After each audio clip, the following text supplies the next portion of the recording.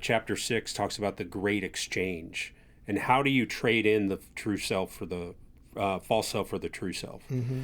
And there's, I just kind of broke it down and talked about grief associated with this process. I mean, why letting go feels like dying. He wasn't exaggerating when Jesus said we must lose our life in order to find it in Matthew 16. Yeah. It feels like death because it truly, letting go of the false self really feels like a death. Yeah.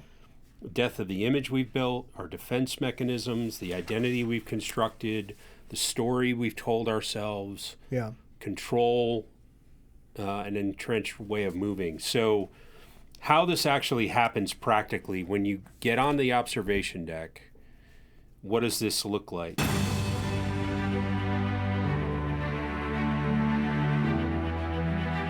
With God, there is always more.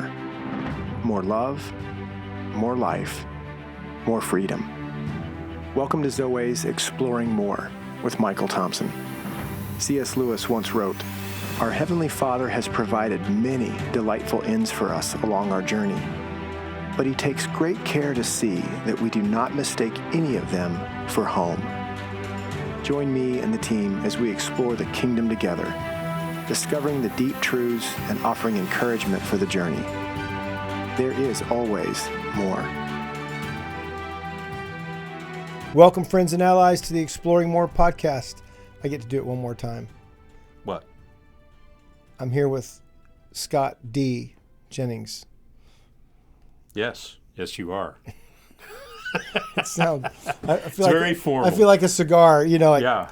I'm here with Scott. Good evening. Yes, I'm here with Scott D. Jennings, Jennings. author of The Life You Built. So we're in the middle of a series on the Exploring More podcast. This is SJ. Author, lover of sherry, overall Renaissance man. Yeah, I'll have to have something to herald maybe in the next episode. Because that's the funniest thing in the what's the Knight's Tale? Yeah.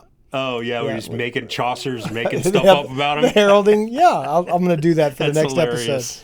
episode. I love that movie. Anyway, so we're exploring the new book that my friend SJ, Scott D. Jennings, wrote called The Life You Built. This is our second episode of exploring the experience of writing and the content and why you wrote it. And so, in the first episode, we got a lot of backstory, which was important, and we got to talk a little bit about the bad news.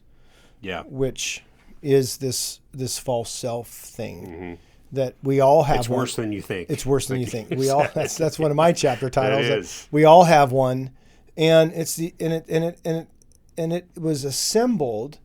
It's a good word for it. It was assembled over time and became a persona, right? And became a way that we learned, or you say that maybe you're not who you learned to be or how to act, or how to arrange, or how to deflect, or how to protect, or how to promote. So all of these things that have gotten in all of our ways. And so I love what you said in the last episode about, it's not, you said, you may have to say it again. It's not that your true self isn't there. It's waiting to emerge, in this. Yeah. And the false self construct, right? It's what's in the way. It's what's in the way. And so it may have served you. It may have kept you alive. It may have protected you somehow, some way. But what I didn't bring up in the last episode, and what I think is really, really interesting, most of us were probably our most truest or natural and truest self when we were probably 6. Little guys, for sure. And some of the concerns of a 6-year-old that would affect him in a way of, okay, don't do that, do this. Don't do this, do that, how they arrange for getting what they want. Yeah, and are meant for. And not getting what you don't want. Right. So have you seen the Instagram thing with it's moms yelling some name? Yeah. So their toddler, their little boy and girl is kind of having a tantrum. And I've got to find it, Landon, and maybe we can even show one. But the mom comes in, not looking at the boy or the girl, going, Janet, and Janet. And the kid's name is not Janet, okay. or whatever it is. And the kid just stop. Just showing you, showing you how false some of the whining can be. Gosh. It's just they learned how to do that to get attention. And where does that go when whining like that isn't? It doesn't go away. I can tell you that. Right. How sophisticated does it get? And so that's a great point. See that, as you brought up in part one, right? The awareness that it exists and to observe it. Yeah. This is the beginning of a transition, I think, into the part two of the book of, if that's the bad news, you have one, right? And we've said this about our friend Scott Stankiewicz. We've said it another way. He was diagnosed with cancer. Well, in the life you built and in our mission and ministry, we've said, well, you've been diagnosed with a false self. You have one. Mm-hmm.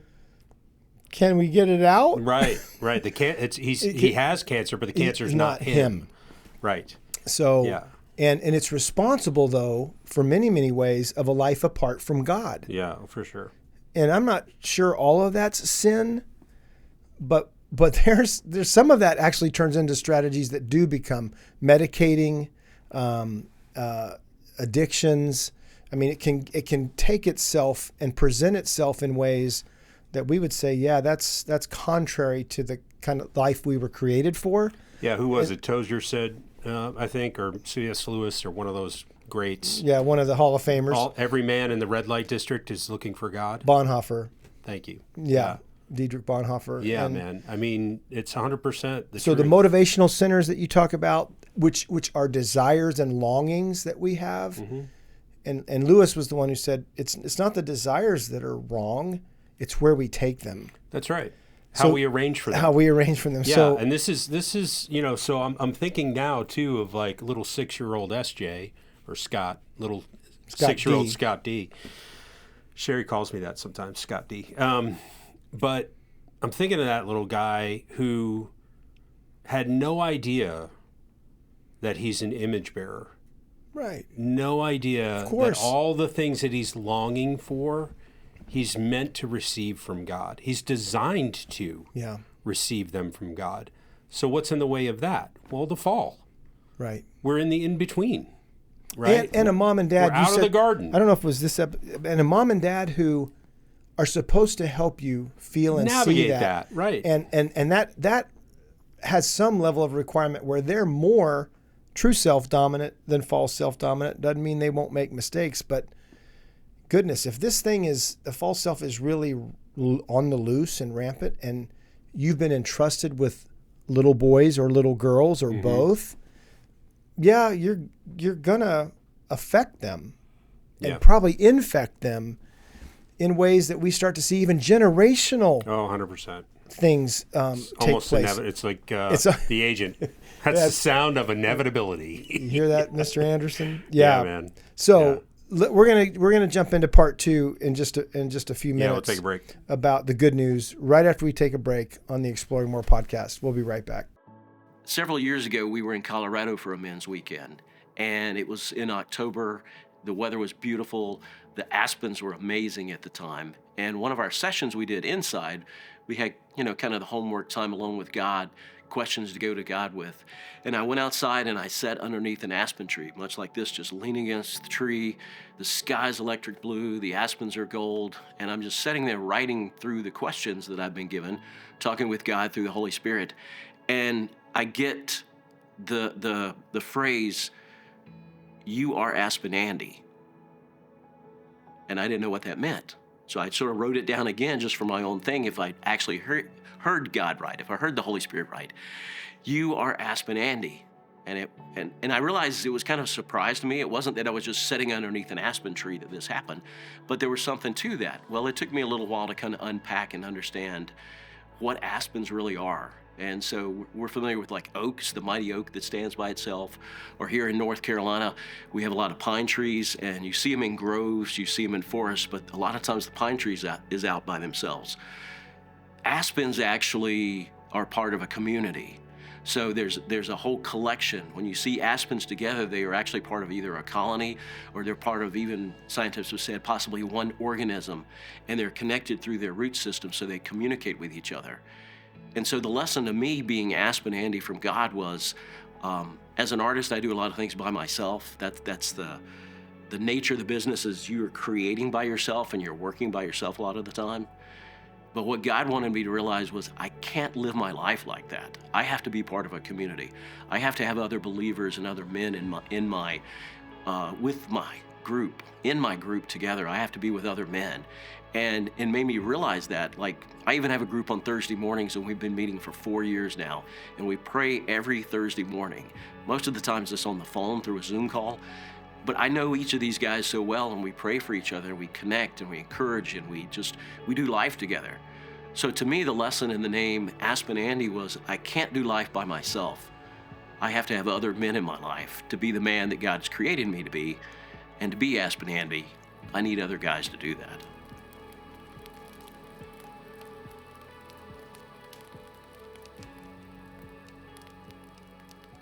Welcome back to the Exploring More podcast, where I'm with SJ, my friend, who is also known as Scott D. Jennings. And we are looking at his book in a 4-part series. This is part 2 on the life that you built. And yeah, segueing into part 2. Yeah, there's the question. Go ahead. If the false self isn't who you are, then who is? Right? Like, because you're not going to live in a vacuum. Okay. Yeah. So yeah. As you try to take these things off, and you've already talked about it we've talked about it a couple of times, you're not trying to take off the false self. What we're talking about in the book is not about taking off the false self and then figuring out a way to be something else, creating another identity. It's embracing the identity you've had all along. Yeah. The Trinity DNA, as you've said, that's in you from the beginning. And all of this other stuff, man, I grew up on the beach. I grew up on Cape Cod in the water. There's shells everywhere. And there's a certain type of clam in particular where it's really obvious that the shell grows in layers. Every shell does. But you can literally see the layers and layers and layers and layers. And it's a great metaphor for the way this false self thing works. There's just layers upon layers that we're trying to peel off and understand where it came from and why we operate. Because not everybody's false self operates the same way. Yeah. Even though they're often striving for the same thing and trying to arrange for the same thing. Your false self is different than mine. But we're still trying to arrange to be seen and known and loved. Right. Right? No matter how it works. So peeling off those layers and getting back to God's original design for who you are as an image bearer, that's who the true self is. Right. So it's not creating another persona. No. Or figuring out how to live. I appreciate that, because I not only do I agree, we talk about this from the stage. This is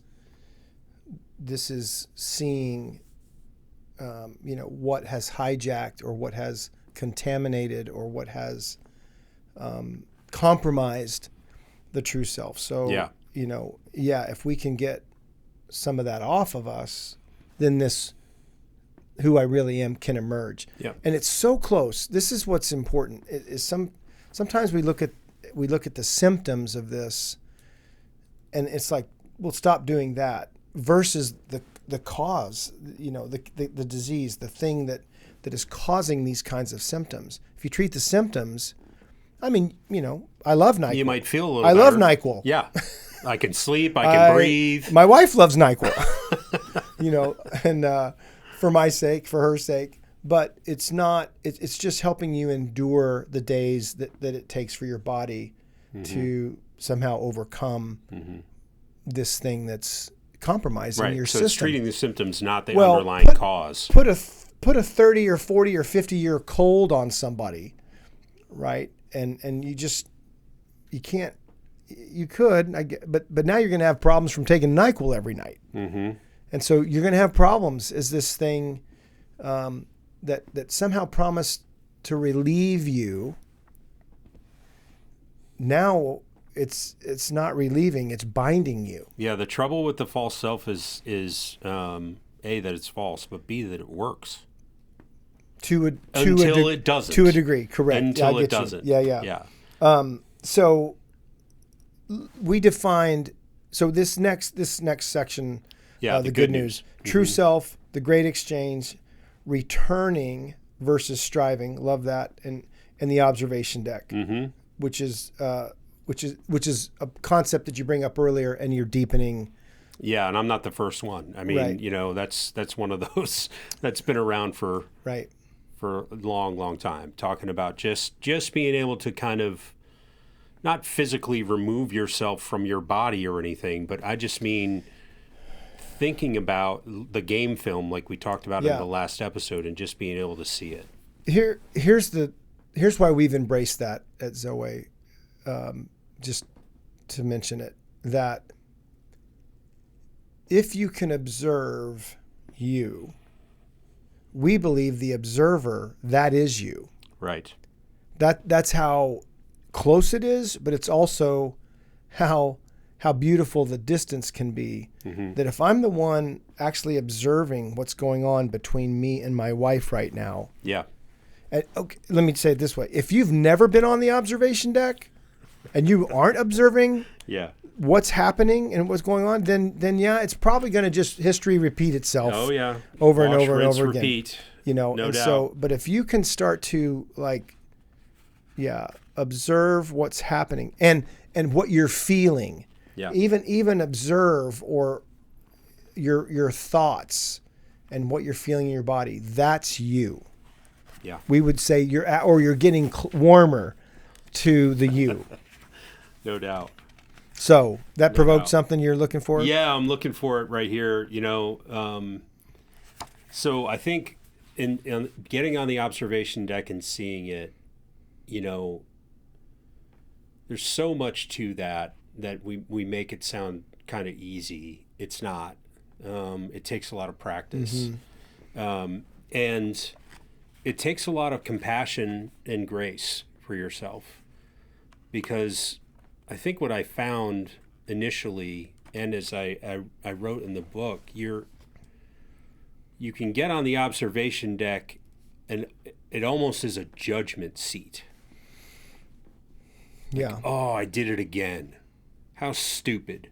What the hell is wrong with me? I mean, just this torrent of judgment over yourself, right? Yeah. That's designed to shame you somehow. And that is not what we're talking about. No, that's not the observation deck. That's what does the judge sit on? That's that's his bench. That's the bench. On the bench. That's the bench. Yes. Permission to approach the bench. Yeah. No. I mean, but that's a different thing. Very that's very a much good so. Distinguishing comment about the difference of and if you're on the bench, you're probably it's after the event. That's right. And now you're some verdict of some kind. But if you're on the observation deck, you're on it while that moment is taking place. We've talked about this before. When you're observing yourself in a kind, compassionate, grace-filled way, you're hopefully doing that quicker and quicker. Practice, right? Practice and practice. Yes, right, exactly. Right. So rather than a week later, the way I spoke to Michael, I'm not sure what that was, and you're kind of thinking about it. Whereas the more you practice, the sooner it happens. Yeah. Right. But one of the things in the book that I talked about, I called it, and others have as well, Chapter 6 talks about the great exchange. And how do you trade in the true self for the false self for the true self? And there's, I just kind of broke it down and talked about grief associated with this process. I mean, why letting go feels like dying. He wasn't exaggerating when Jesus said we must lose our life in order to find it in Matthew 16. Yeah. It feels like death because it truly, letting go of the false self really feels like a death. Yeah. Death of the image we've built, our defense mechanisms, the identity we've constructed, the story we've told ourselves, control, an entrenched way of moving. So how this actually happens practically, when you get on the observation deck, what does this look like? And this is a part, the observation deck's a part of it, but I call it the great exchange. Number one is awareness. I see that this is my false self speaking. Like just being able to see it. We've said this many, many times, and I think we even said it in the last episode. Awareness is not healing. Yeah, but you have to see it. But it is the first step. It is towards 100%. it, right? X-rays, there's no freedom without awareness. MRIs, X-rays, they don't heal you. They show you. That's right. You have to be able to see it. Noticing the false self in action is the first step towards surrender. And then naming it. Yeah. Being able to say, like, in this moment, my false self is trying to protect me from feeling lonely, scared, alone, unsure, whatever it is, right? And then just a pause after that. Like, can we just stop for a second? A deep breath creates space and time for what the false self fears most, that you will choose to exercise your will. So now we're talking about the false self as a separate entity almost, right? Yeah. Because you're a divided person. Right. Yeah. Yes. Okay? So then practicing compassion. Of course I feel this way. That makes sense. I'm allowed to feel what I feel. It softens the inner critic, which I know that's been a challenge it's more so for some than others, but I think we all have it. But it softens the inner critic and releases the grip of fear. Yeah. Because the false self is all fear-based, right? Yeah. That is what that thing is all about. I'm afraid no one will love me. I'm afraid I'll do this, or I'll be alone, or do whatever is not the right thing. So then the release. I don't need this strategy now or ever. And I'm just loosening the grip of the idea that I need this strategy to survive. Receive. What does my true self know in this moment? This is where peace can come in, right? Take another breath. Yeah. And then respond. Yeah. Choosing presence, truth, or vulnerability instead of old patterns. Yeah, maybe Landon can kind of put those in the as the progression goes. Yeah, sure, on the screen. And I think I say yeah, sure. You can do it, right? Okay.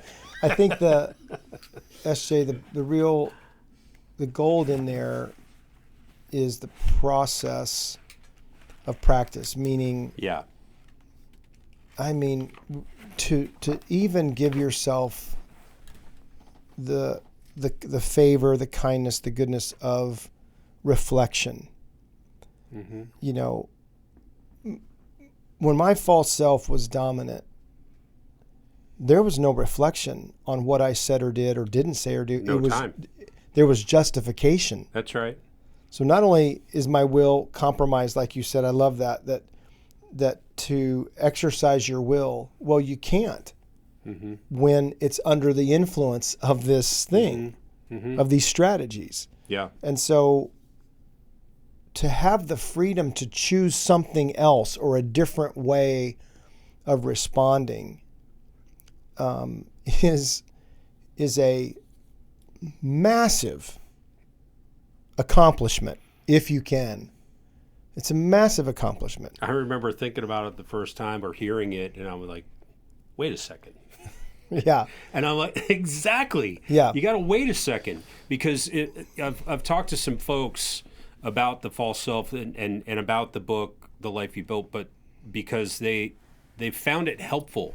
It was hard to see it. It was hard for them to find their false self and kind of separate it out enough to be able to understand how it works. And one of the things I wrote about in the book is if you're looking for your false self, look for speed of reaction. Yeah.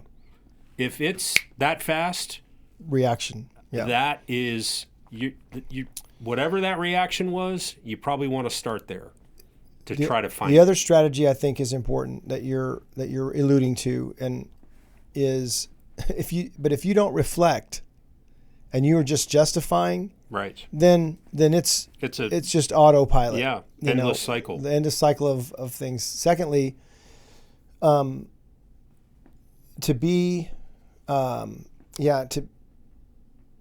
able to how do I want to say this? To have those moments of, something that didn't go well. Okay, here it is. To invite somebody to see this when it's not very present. It's like looking for the snow cat. Yeah, the ghost cat. The ghost cat, Yeah. But Secret Life of Walter Mitty. Right, but when there is casualties and blood and bruising and something that didn't go well, that's a different moment to like, what is going on? Yeah. So I am with you when you said it's difficult sometimes to get your heart around what this is when it's somehow in a neutral, when you're in park. Yeah. We were talking about the driving the vehicle last time. When it's in park, and it's not on, it doesn't, it may not even offer you a chance. But then when it's on and it's making those noises and and then it's offending and affecting others, and you can say, wait, I'm the common denominator in all of these scenes today. What is going on? Huge opportunity, huge moment. Absolutely. To I think see, so it's not just reading the principles and being in the classroom and talking about the theory of this. It's reading this and seeing how it is actually happening. Yep. In the moments that it's happening. That's right, man. I can't not go back to Neo in the Matrix. And when he's starting to see, he's starting to believe. And also, I had a guy the other day tell me, he was reading this list and the Great Exchange and, taking a breath and, I don't have time for that. I'm like, okay, well. I know who that was. That's a decision you can make. Yeah. And so when he's doing the training, when Morpheus is doing the training with the woman in the red dress, what I love about that scene is the very beginning when they're walking through the crowd. Morpheus is walking in that weird way with his arms behind his back the way he does, but he is just moving. Nobody's touching him. He's not being interrupted. He is just flowing. Such a subtle. And Neo is boom, boom, pow, pow, pow. Yeah, he's ping ponging people. No, not ping. He's what's the careening? I don't know. Yeah, right. Yeah. Bumper cars off of people. Yes. Pinballing off. Absolutely, and I think that you don't have to live that way. No. You can move smoothly through life, and the thing of it is in my mind, Michael, we make the agreement that that's just how life is, right? And so we tolerate it. I did it for years. Yeah, I did it for years, and I'm still doing it occasionally. But now I can see there's a different way to move. Thank you for saying that. The compassion is I didn't know. Oh yeah. And again, from the observation deck, you didn't know. It's okay. It's okay. But buddy. We can't keep doing that. Right. Exactly right. That is that out of body or observation deck or ability to stand with something more noble than this false self that's been standing over you. And I want to say this and have you take us back into the book, but the false self has two things that back to the bad news so we can get to the good news again. Sure. From the part 1 to part 2. But the false self has a program. You said the Matrix made me think of the programs that are running inside of me. Your heart, yeah. My mind, my heart, even my body, can there are people that if one of them came in the room, my body would react. No doubt. Same. So might be some of the same people. So the other word that I think of I've been using from time to time more recently, because it's really a yucky word, but I want to use it because I think you brought up in the first episode of this 4-parter, there's an enemy. Yeah. And so this is not just you not getting it right or people not handling your heart right. There's another force that is working and at work to see this thing affect you and infect you. Because it keeps you separated from the love of God, because you have to arrange for it. Even with God, you bring your strategies and principles. What do I need to do for him to love me? Okay, read my Bible, go to church, sing the songs, do the devotionals, evangelism, and then some of us all right, seminary, mission That's trips. How I get a big old mansion on the streets of gold, man. And we think, oh no, that's just for junior high and college kids. Oh my gosh, man. There's guys who have been lawyers because their dad was a lawyer and said that, and there's guys who become pastors and missionaries and ministers because their dad has said, well, not their earthly father, but in their minds, the heavenly Father, if you do this, I'll love you more. Man. So there's a grooming. That's the word. There's a grooming that the enemy knows that this thing can be constructed. Right? Knows that in the warfare that is our story, this is his best chance to create something that's going to be in the way, and a way of relating that's in the way of authenticity.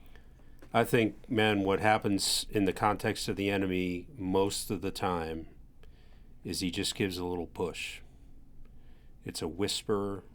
It's a lure. Suggestion. A suggestion.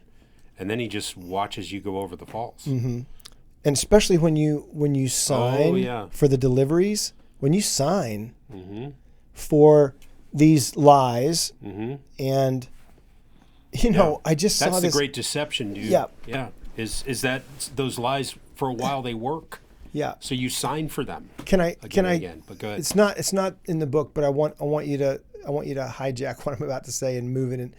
I just saw again the clip from The Lion King when Simba loses his father. Oh yeah. And the wildebeest leave, and right there is Scar. Comes out of the dust. Just appears out of the mist. What did you do? Simba, what did you? Yes, that's the other force that I'm talking about. Good. So you think those thoughts are your own? No.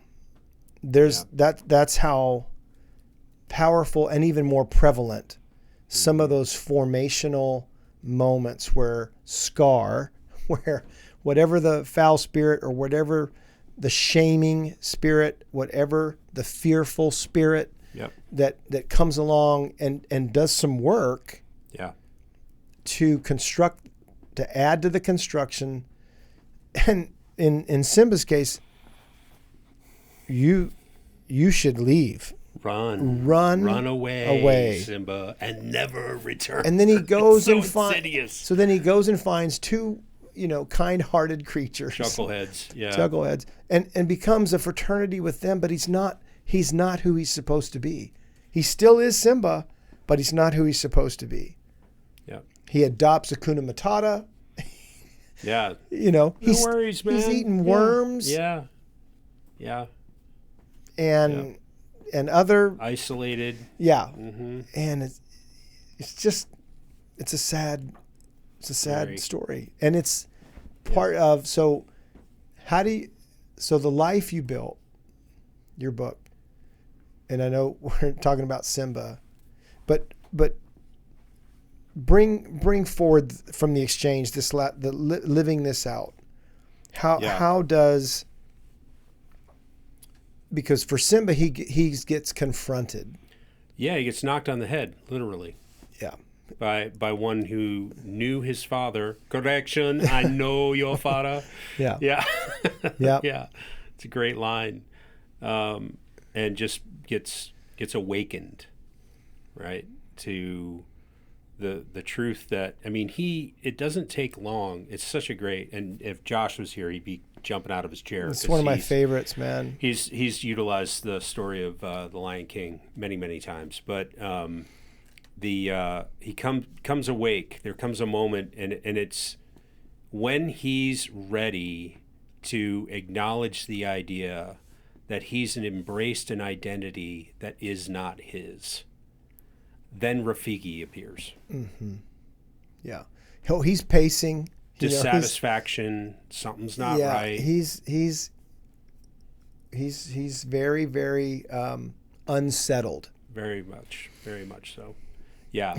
Yeah, and it occurred to me, I know, Rafiki, he's great. I need to go back and watch that now.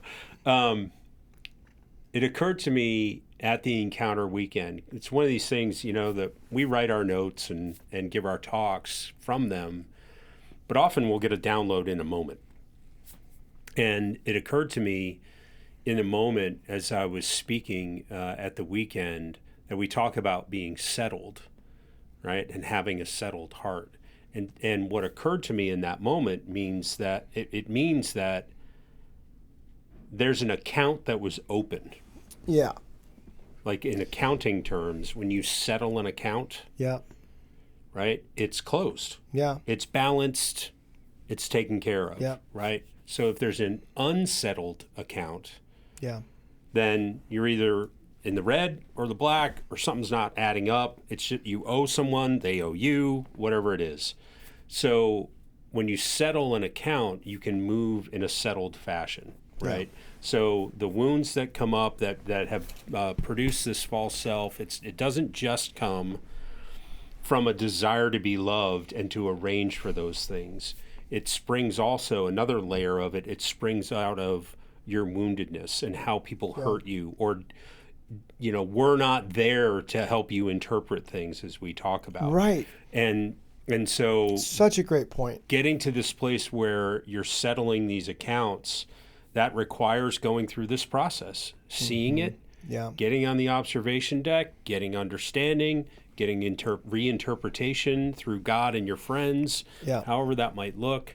And to answer your question, just to bring it back around to where you started, what does this look like living this way, right? From the book, freedom is not the absence of struggle. It's the ability to return again and again to what's real. So it's not that we're not going to have struggles. It's not that we're not going to, even want to return to false self ways that worked before. Right.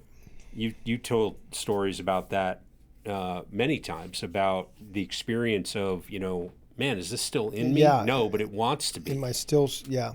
And I got rid of this thing. I ripped up the contract, and then it's coming back around again. Yeah. Who I get offers from on credit cards a lot? Credit cards you paid off? Credit cards that I've had. Yeah. And credit cards that either are dormant or even closed. You were a great customer. We made a lot of money on you. Come back. Come on back. Maybe they're going to catch me at a desperate time. Right. Where 0% transfer, Right. Right. And they're playing the game. They're playing the odds. They're at the table. Yep, for sure. And all they'd love for you to, at least give them that fee for transitioning. Oh man. So and if you don't think that translates into the spiritual realm, you're out of your mind. I mean, we clear out the house. Could you say it anymore? It's all swept, cleaned out, right? We clean out a demon, and here comes 7 of his buddies to come back around and see if they can move back in. Yeah. Because it's lonely out there. They want to come back to where it was good. Life was good. So it's not an absence of struggle. It's the ability to return again and again to what's real. Living this way is it's either concerning or maybe frustrating, or maybe it's encouraging and exciting. That's kind of where I am in my journey. The thought that I kind of have to live in this process the rest of my time on the earth in order to get more and more free. Yeah. This isn't a one and done. Yeah. You don't have this awareness, observation deck, revelation, tear up the agreement, the contract that you signed, live out of your true self. No more struggle. Okay, we're great. Yeah. That's just not the way it is. Yeah. This thing's way too layered and way too nuanced and too embedded in your true self. What I would offer is you learn young, to how to protect yourself, how to promote yourself. There's kind of a hoarding that's going on. Mm-hmm. Well, then, all right, you come to this revelation, you come to this reality, like, wait a minute, I don't have to live with all this crap in my house. Mm-hmm. So maybe with the work of a trusted counselor and friend, or a conference that starts you in this direction, all right, let's start taking out the stuff. Yeah. Let's start getting some of this square footage back. We can't hardly move in here, and so there's an accounting, there's a settling, and then I want to say to your point, which I think is brilliant, that it doesn't mean you're not going to have to clean in there anymore. Right.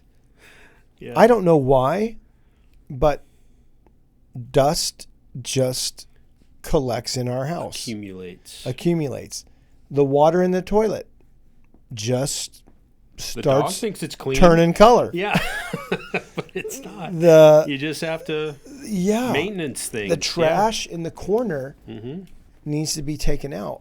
So there's maintenance. And I think what I love about your encouragement is, what if you've never really looked at what you've collected, or what was put on you, or done to you. Right. Let's pick up the corner of the rug and look at the stuff you've been sweeping under there for your life. We had this conversation one time about our smoking grandparents, our smoking family.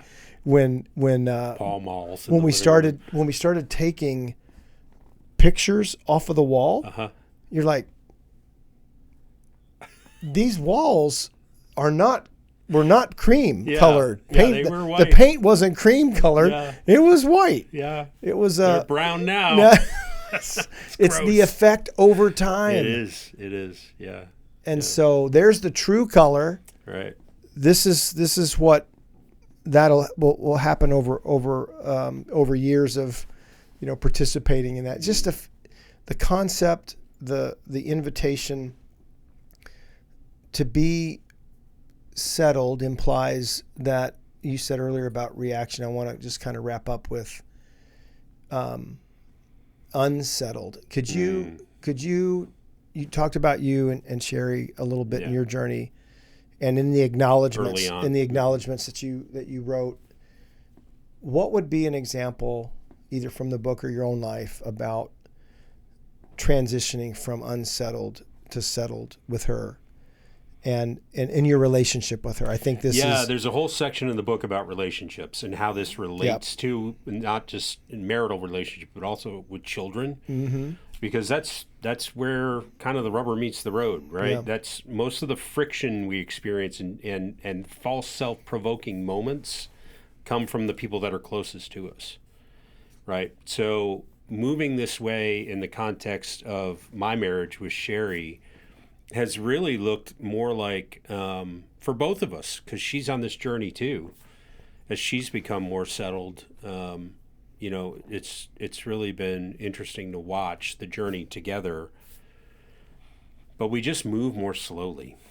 Yeah. It's a great, almost, I like to leave that as a cliffhanger for the next episode. Okay. Because, in an ironic way, just finishing the NBA playoffs, just finishing the NHL playoffs. As these both my teams get eliminated. Boston and Boston. Yes. Yeah, I was sad about that too, particularly the Celtics. But the interesting thing is, at that level, the game moves faster. Every college player, from the observer, every college player says that. Right. What's the biggest transition? What's the biggest difference? Game's a lot faster. Game's a lot faster. Yeah. But the great players. Right. Go ahead. The game slows down. Mm-hmm. The beauty, that is the invitation, because the older you get, the game, the pace, the busyness, if you will, and yet if you're caught up in that, if that's just the torrent that you're caught up in, you're probably getting up and trying to clean yourself off several times a day. Yeah. And maybe even the people in relationship of whom you're in a relationship with. But to slow it down to that progression you talked about, can that be available to you while the game is being played at this pace? Yeah. And yet I'm not subject to that pace. I've actually learned how to play in a way that I can see it unfolding. In the midst of it, Yeah, and the great players do. This is about becoming a great player in the kingdom. And it's not to be loved. It's not more service. No, it's more settledness. And I think it's not perfect. No. Right? Yeah. I mean, Manning, Brady, Favre, Drew Brees, some of the most prolific passers in the NFL, threw a crap ton of interceptions. It's funny. So, the yardage top five are also the interception. 3 or 4 of the top 5. And the touchdown top 10. They've got a lot of interceptions too. Yeah. So I think I want to leave this for the next session, but I do think it's a part, one more part of a description that I want us to explore a little bit in terms of false self ways, and that is codependency. Yeah, it's a great thing to talk about. And because it's and so I just want to hang that out there and say hang it out there and say that we're heading into relationships. It is a true self killer. It's absolute. No doubt. Yeah, absolutely. And so I want to step into that some more and just say, man, well done. The opportunity and the question that you put, when do you feel most alive, right? When do you feel most like yourself? Without trying. And if you don't have any experience with that question, it's a great question. When do you feel most like yourself without trying? And there's an ease to that. And if you say never, keep reading. Yeah. Keep exploring. Let's keep going. Because life is hard outside of the garden, but Jesus says, "Come to me, who are weary and heavy burdened, and I'll give you rest." Can that be possible? Can there be a version of me, the truest version of me, that doesn't have to strive and arrange and protect? Guard your heart, yes. I get it. I mean, that's where these things get really... They're nuanced. Yeah. So they're nuanced. Final thought on this one? Yeah, man, there's life outside the garden is hard. It's, the new day is coming. When, as many have said, he's going to make all things new. But until then, we don't have to settle for... There's a couple of characters that want you to settle for less in this story. One of them's the enemy. But I think he probably gets too much credit. I think the other character is this false self that is diminishing you and keeping you locked up in a place that you weren't designed for. Yeah. So the more we can break free of that thing, the more confident we get about being able to continue to break free more and more. Yeah. And I promise you, at some point, it gets exciting to think about. I just had a conversation last week with somebody that has another methodology or lens to be able to try to see more of how this false self thing works. And I'm like, sign me up. Because there's not much I want more than to be more free. Yeah. I think, too, there's some really great applications as we move into the last 2 episodes that are coming about, you've got your Enneagram wing, and you've got the Enneagram number that you look in. What's the word in when you're not right? So there's the number that comes out in the assessment. Yep. And then there's a high side and a low side. Yeah. To those numbers. So the type 8, which I am, the type 8 in a healthy posture is protective, but very caring, helpful. They go to the higher side of a type 2 when they're in a good space, right? Helping without strings attached, all of that. The unhealthy side of a type 8 is not good. So I mean, we're going to be another way to be able to see, explore more and get words, paragraphs, definition, and some of these classifications that I think are really helpful to listeners who are curious. But what would it look like to move from curiosity to activism, to engage, to an activism of all right, let me try this on and see how this rolls, how this affects with the help of the Spirit to get free. So, I just had a guy the other day call me and tell me how frustrated he was with the Enneagram because he scores similarly for all the numbers. And I'm like, well, you're either a really well-rounded individual or something is muddling your ability to be able to see who you really are. Yeah. And he was like, I like what you said about that. You can get a little rhythm and either skew the test in what you would like to be perceived as, or you can move, in a way that I don't want to.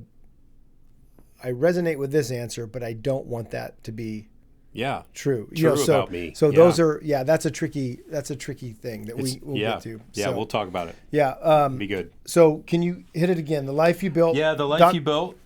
.com. .com, Amazon, you can find it on there, Kindle, paperback, hardcover, and we're working on getting it on ZoeOutpost.com as well. How come no pictures, bro? I was like, no pictures. Yeah. Where's the Scott D? Oh, with the pipe, the Scott D, and the smoking jacket.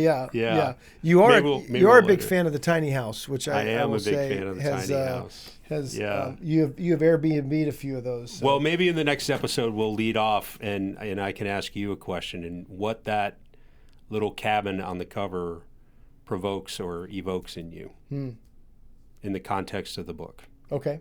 Because I've heard a lot of different things about it. It's really interesting. Yeah. Without even asking, people have said, "Man, I love that little thing," or that made me feel uncomfortable, and it's just interesting people's responses to it. So one of those images. What do you see first? So thanks for being with us on the Exploring More podcast. We've got a couple more episodes to dive into some of the ingredients and the components and structure of my friend S.J. Scott D. Jennings' wonderful book on the Life You Built. Hope you'll join us next time on the Exploring More podcast. We hope you have enjoyed this episode of Exploring More. The landing page for this podcast is zoe.org/podcast.